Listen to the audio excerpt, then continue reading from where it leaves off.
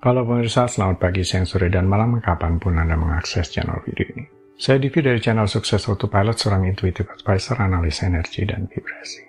Membahas seputar Law of Attraction Indonesia melalui pendekatan metafisika dan hukum spiritual alam semesta. Dan untuk video Law of Attraction Indonesia ini terbagi menjadi beberapa bagian yang pemirsa bisa ikuti untuk mendapatkan gambaran atau materi yang utuh dan lengkap.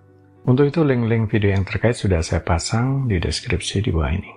Bila simak terus video sampai habis, silahkan subscribe buat yang belum, dan jangan lupa nyalakan loncengnya agar mendapatkan informasi-informasi yang terbaru dari channel ini setiap minggunya.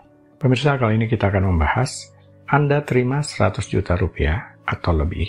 Money blueprint atau cetak biru tentang uang mungkin berasal dari masa kanak-kanak, orang-orang terdekat Anda, lingkungan di mana Anda tumbuh, dan budaya secara menghipnotis, membentuk, dan mempengaruhi pola pikir keuangan.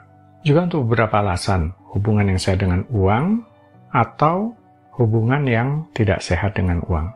Sebagai hasilnya, energi uang telah mengendalikan pemikiran dan kualitas seseorang, kehidupannya sejak saat itu.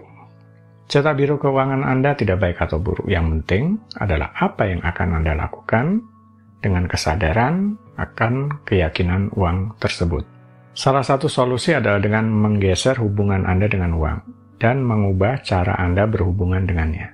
Ketika mulai mendapatkan kembali kendali atas uang dengan mengubah perspektif dan sikap Anda terhadapnya. Pernah dibahas salah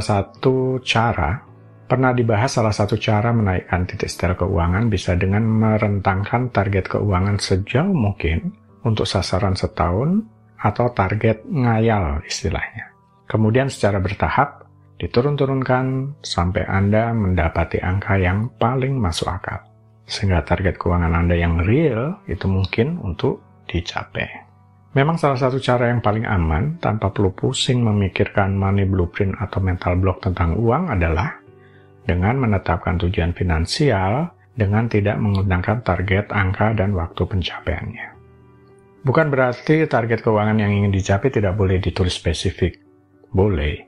Hanya saja perlu sangat berhati-hati di sini. Walaupun tidak ada benar atau salah mengenai penetapan angka yang dikehendaki, alam semesta hanya menilai kepantasan dan kelayakan atas jumlah itu bagi seseorang.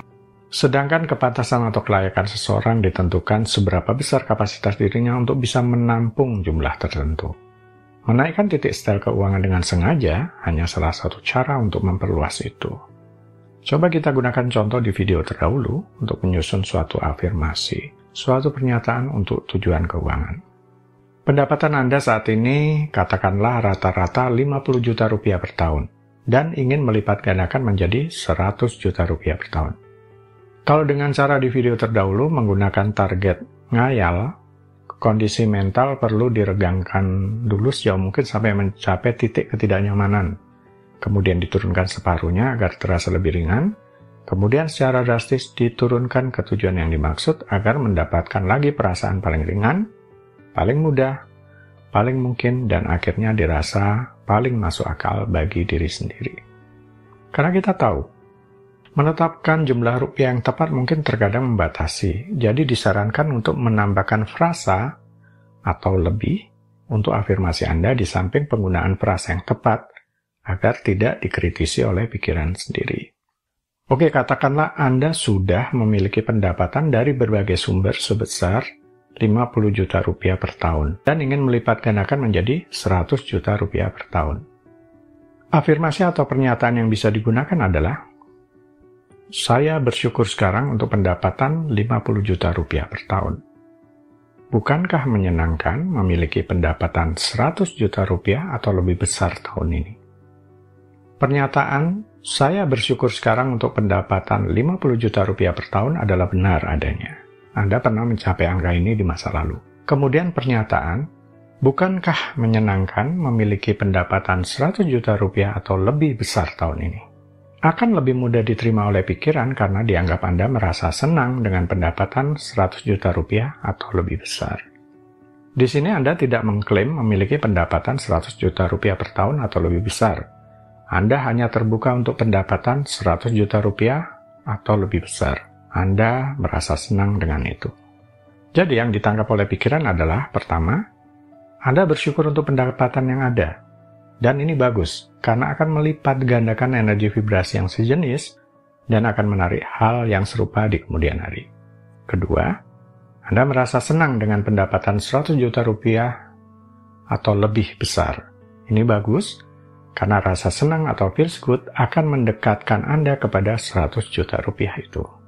Alam semesta kemudian akan mengirimkan lebih banyak hal-hal yang bisa disyukuri kepada Anda. Alam semesta juga mengirimkan sesuai getaran Anda sebagai orang yang berpendapatan 100 juta rupiah atau lebih. Kemudian selanjutnya apa? Jangan menunggu. Sibukkan diri Anda seperti biasanya. Bekerja, berdagang, atau menjalankan usaha, berinvestasi. Di sini seorang praktisi Law of Attraction harus belajar peka dengan apa yang dimaksud mengalir dengan aliran semesta. Banyak orang ingin mengalami sesuatu yang luar biasa terjadi pada diri mereka dan mereka memilih untuk tidak melakukan apa-apa dalam prosesnya. Anda bisa saja berafirmasi, visualisasi, atau teknik manifestasi yang lain. Memang salah satu caranya bisa seperti itu. Itu terjadi karena semesta bisa menggerakkan hati orang-orang untuk mendekat dan kemudian menolong Anda. Tapi ingat, semesta akan melakukan apa atau dengan cara bagaimana, itu tidak bisa dikendalikan. Termasuk misalkan semesta sudah memberikan inspirasi petunjuk yang mengharuskan Anda untuk melakukan tindakan tertentu, termasuk merubah kebiasaan atau perilaku tertentu. Inilah yang dimaksud ketika Anda diharapkan untuk mengambil tindakan, tetapi Anda justru menunggu. Anda sebenarnya tidak perlu menunggu di sini, karena Anda sudah dilibatkan di dalam tindakan-tindakan yang mengarah tujuan. Orang yang menunggu kemudian mencari tanda-tanda. Pernah dijelaskan saat membahas sinkronisitas atau kebetulan-kebetulan yang dialami sebagai respon dari semesta atas getaran kita, ya melalui tanda-tanda juga. Tapi tanda-tanda itu muncul di luar diri atau di lingkungan sekitar yang secara fisik mudah dikenali, seperti dihampiri orang atau peluang di saat yang tepat, atau tanda yang lebih halus di batin Anda sendiri dalam bentuk tuntunan atau simbol di dalam mimpi, dan lain-lain. Baiklah pemirsa, itu bagian ke-216 dari video Law of Attraction Indonesia. Sampai di sini dulu ya. Sampai bertemu di bagian berikutnya.